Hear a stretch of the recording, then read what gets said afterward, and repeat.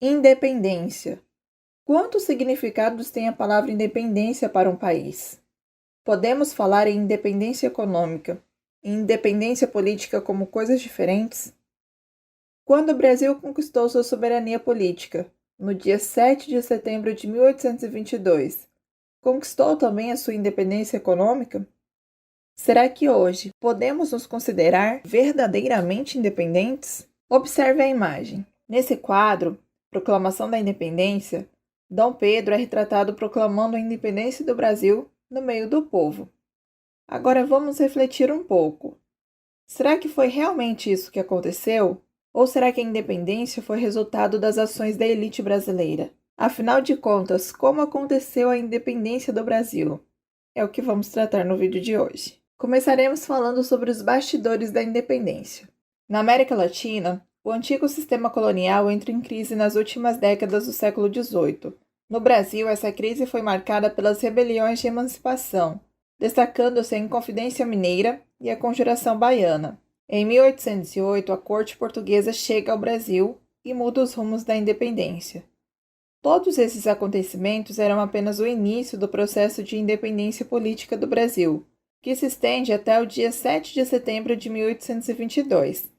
Vamos descobrir como tudo isso aconteceu. No início do século XIX, o imperador da França, Napoleão Bonaparte, passou a dominar e combater quase todos os países inimigos da França, porém não conseguia vencer sua rival, a Inglaterra. Assim, para enfraquecer a Inglaterra, Napoleão decretou o bloqueio continental, o qual impedia que qualquer país tivesse relações econômicas com a Inglaterra. Em Portugal, governava o príncipe regente Dom João, pois sua mãe, a rainha Dona Maria I, sofria de problemas mentais. Como Portugal era um grande aliado da Inglaterra, Dom João viu-se na difícil situação de ter que escolher. Se aderisse ao bloqueio continental, a Inglaterra impediria as comunicações e o comércio entre Portugal e Brasil, além de estimular a independência da colônia, para poder comercializar com ela diretamente. Por outro lado, não tinha como combater a França, corria o risco de perder o reino para Napoleão. E agora, Inglaterra ou França? Por algum tempo, Dom João tentou permanecer neutro. Fingiu aderir ao bloqueio continental para enganar a França, mas não conseguiu convencer Napoleão Bonaparte. Em 1807, França e Espanha assinaram um tratado secreto, o Tratado de Fontainebleau, que dividiu o território português entre os dois países. Enquanto isso, o exército de Napoleão rumava para Lisboa. Assim, diante das pressões da Inglaterra e da França, Portugal teve que tomar uma decisão: mudar para o Brasil. Essa decisão foi tomada às pressas e contou com a ajuda da Inglaterra, que vai para escoltar a corte portuguesa até o Brasil e, em troca, receberá benefícios econômicos. Em 1807, a família real, seus parentes, funcionários do reino, criados e dependentes embarcaram para a colônia. Somavam cerca de 15.000 pessoas e viajaram mal acomodados, em 14 navios carregados com tudo o que conseguiram trazer: bens pessoais, documentos, bibliotecas e obras de arte.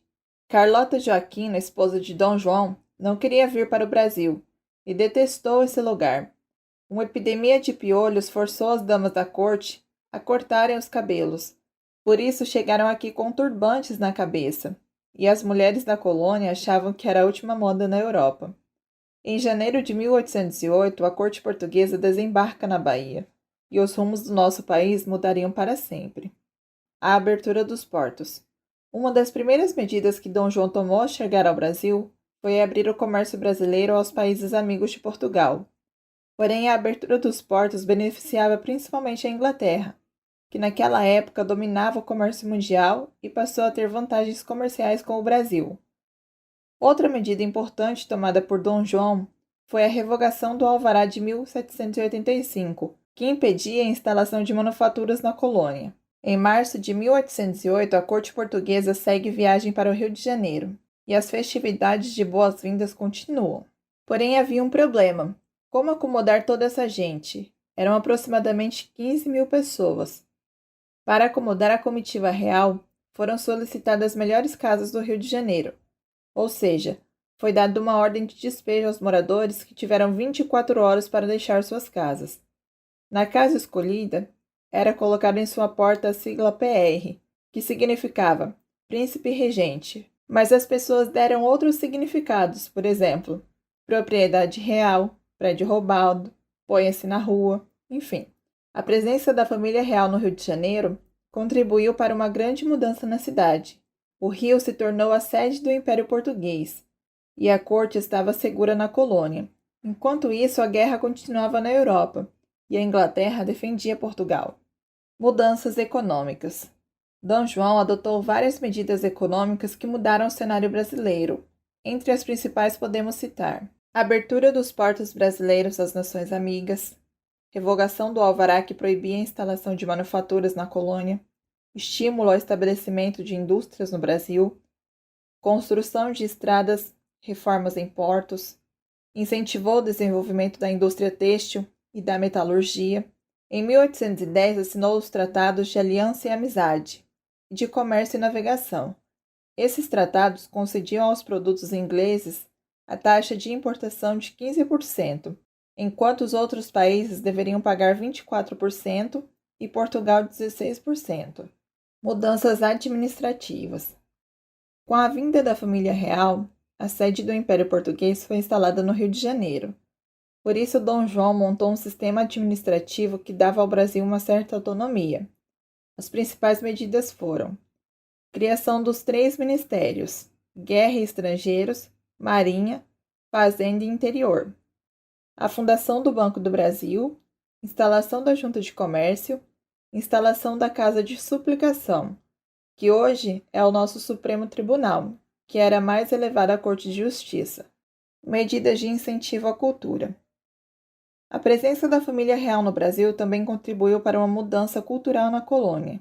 Dentre as principais medidas tomadas pelo príncipe regente temos fundação da Escola Real de Ciências, Artes e Ofícios, criação de cursos no Rio de Janeiro e na Bahia, cirurgia, química, agricultura, desenho técnico, entre outros, fundação do Museu Nacional, da Biblioteca Real e do Observatório Astronômico, criação do Jardim Botânico, criação da Imprensa Régia, primeira gráfica do Brasil, estímulo ao desenvolvimento das artes, com a vinda da missão francesa para o Brasil. A Gazeta era usada como jornal oficial do governo, e lá eram publicadas as nomeações e diversos atos do Estado.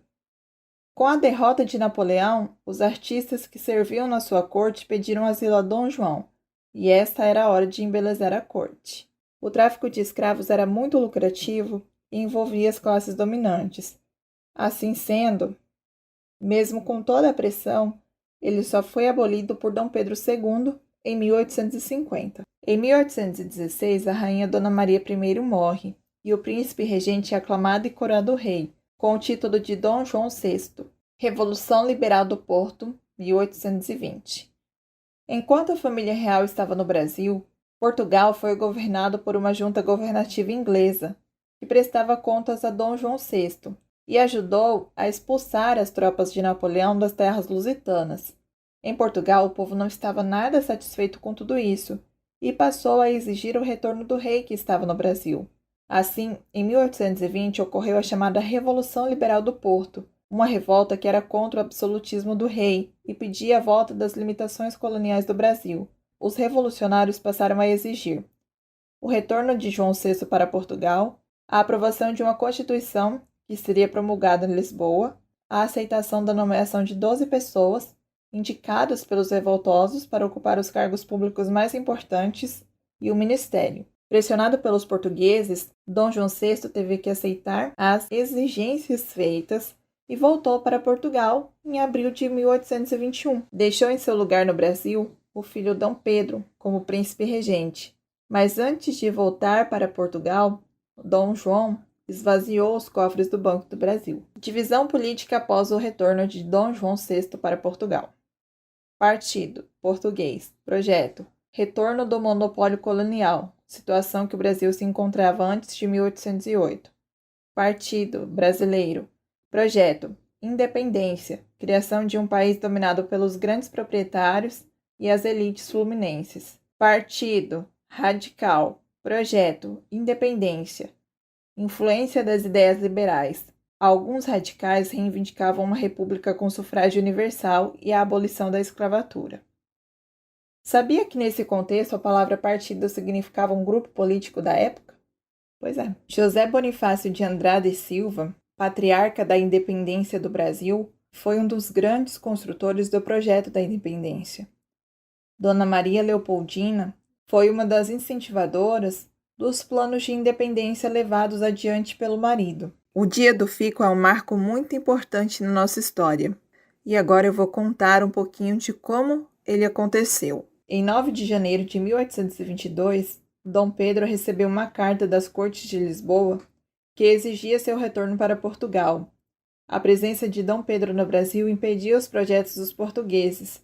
As pessoas que apoiavam o Partido Brasileiro organizaram um manifesto pedindo ao príncipe que ficasse no Brasil. Assim, Dom Pedro respondeu negativamente aos chamados de Portugal e proferiu: como é para o bem de todos e felicidade geral da nação, diga ao povo que fico. Em 1822, iniciava-se um processo de ruptura com Portugal, em que Dom Pedro tomou uma série de medidas que desagradaram a metrópole. Determinou que nenhuma lei de Portugal seria colocada em vigor no Brasil sem o cúmplice, ou seja, sem a sua aprovação. Em maio, o príncipe foi aclamado defensor perpétuo do Brasil. Em agosto, assinou um decreto declarando que as tropas portuguesas que desembarcassem no Brasil seriam consideradas inimigas. Dom Pedro faz uma breve viagem a Minas Gerais e a São Paulo para acalmar os setores da sociedade que estavam preocupados com os últimos acontecimentos. No percurso, recebeu uma nova carta de Portugal que anulava todas as suas medidas e exigia sua volta imediata. A Declaração de Independência. Em 7 de setembro, ao voltar de Santos, parado às margens do riacho Ipiranga, Dom Pedro recebeu uma carta com ordens de seu pai para que voltasse a Portugal, submetendo-se ao rei e às cortes. Levado pelas circunstâncias, Dom Pedro pronunciou a famosa frase: independência ou morte, rompendo laços de união política com Portugal, culminando o longo processo da emancipação. Em 12 de outubro de 1822, o príncipe foi aclamado imperador, com o título de Dom Pedro I, sendo coroado em 1º de dezembro na Catedral da Sé, no Rio de Janeiro. E assim eu encerro a nossa aula sobre a independência do Brasil. Eu espero ter ajudado. Um abraço e até mais.